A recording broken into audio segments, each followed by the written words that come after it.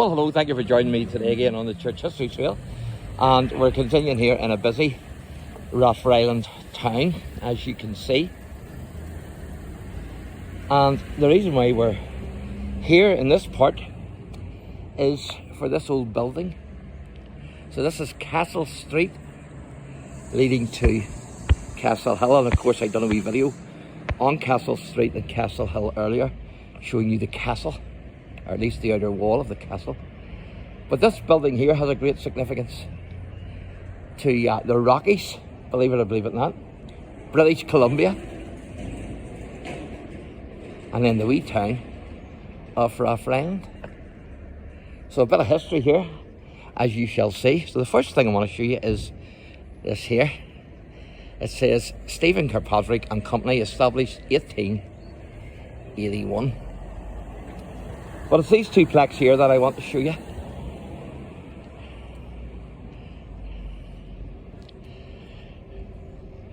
So the first one I'm going to show you is a blue circle plaque, as you can see.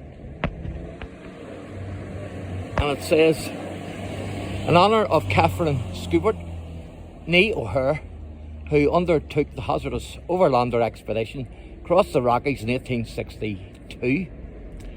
And then this one here is put up by the RATHFRILAND Historical Society, and it says, site of former home of Catherine SCHUBERT, née O'Hare, 1835 till 1918, the first white woman to cross the Rockies.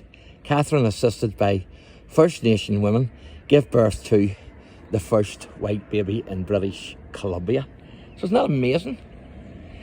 And of course there's also a big connection with the gold rush, as you shall see. There's the tower that I showed you in the other video, the water tower. And you see the railings at the top of that.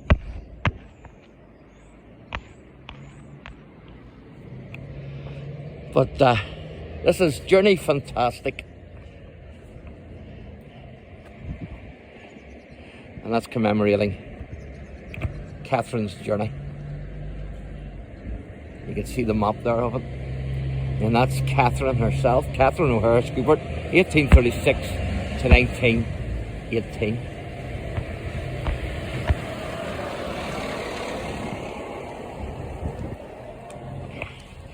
And so I'm going to read a wee bit of information here to you.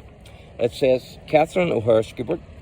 Catherine O'Hare, who was born in Ballybrick in 1835 and raised in RATHFRILAND, was the youngest of 9 children. At the age of 16, she set sail for the United States, where she worked as a maid for a wealthy family in Springfield, Massachusetts. She used her spare time teaching herself to read.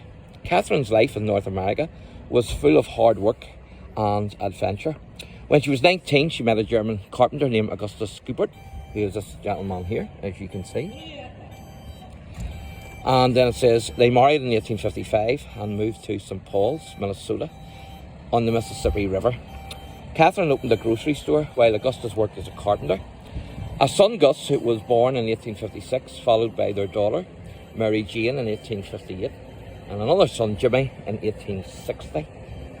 Then it says, soon after, a depression hit the area, which, together with unrest amongst the local natives, convinced the family to pack up and move to Fort Carey, nigh Winnipeg, Manitoba district. And if you wonder what that noise is, it's actually the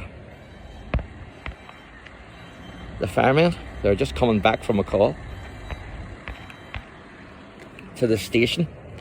So it says, at the same time, the gold rush of the early 1860s had started in British Columbia.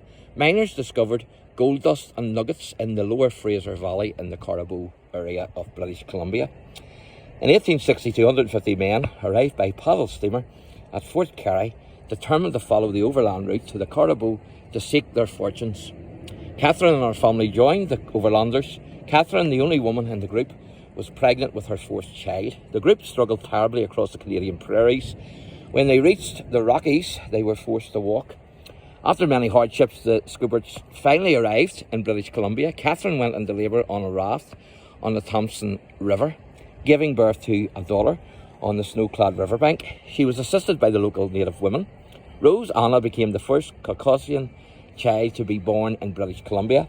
When her husband died in 1908, Catherine moved to nearby Armstrong, British Columbia, where she built a school and taught the local children.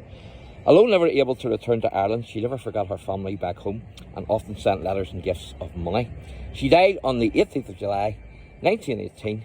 Catherine remains an important part of the history of British Columbia and forms the important link between RATHFRILAND, County Down, and Armstrong, British Columbia, which are now officially designated sister cities.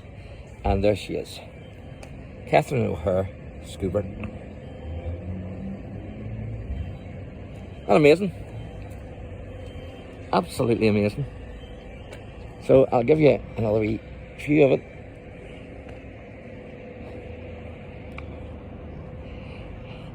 So that's the building, that was the house that she lived in.